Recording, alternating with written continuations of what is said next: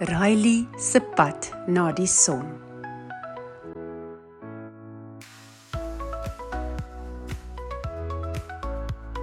She lyssnade bara klätt sin afrikans.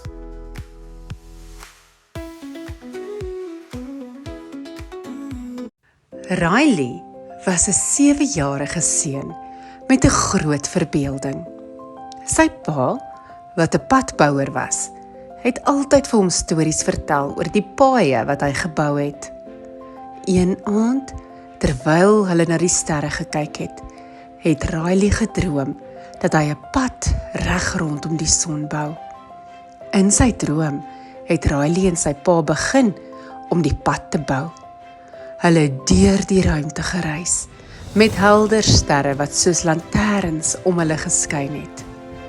Hulle het vreemde en wonderlike wêrelde ontdek, vol kleurvolle plante en vriendelike ruimtewesens.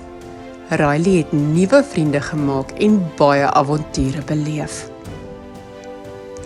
Op 'n dag het hulle by 'n groot goue poort gekom wat na die son gelei het. Riley het geweet dat hulle die pad voltooi het. Hy het sy pa se hand gevat en hulle het saam deur die poort gestap.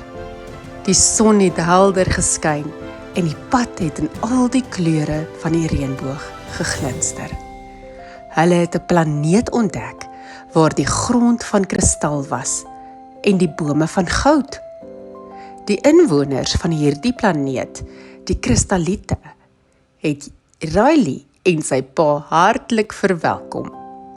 Die kristalliete het hulle gewys hoe om met kristalle te werk en het vir Riley 'n spesiale kristal gegee wat in die donker skyn.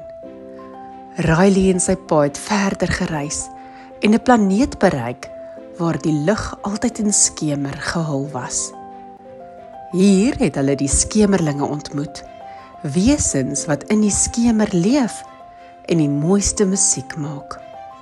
Riley het geleer om op 'n skemerfluit te speel en het saam met die skemerlinge 'n konsert gehou. Hulle het ook 'n planeet besoek waar die diere kom praat.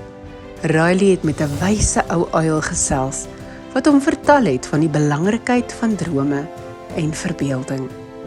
Die uil het gesê: "Riley, jou drome kan jou na wonderlike plekke neem. Moet nooit ophou droom nie." Na baie avonture het Riley en sy pappa uiteindelik teruggekeer na die aarde. Riley het wakker geskrik met 'n glimlag op sy gesig en die kristal in sy hand. Hy het geweet dat hy altyd sy drome moet volg. Maak nie saak hoe groot of ver dit mag lyk nie.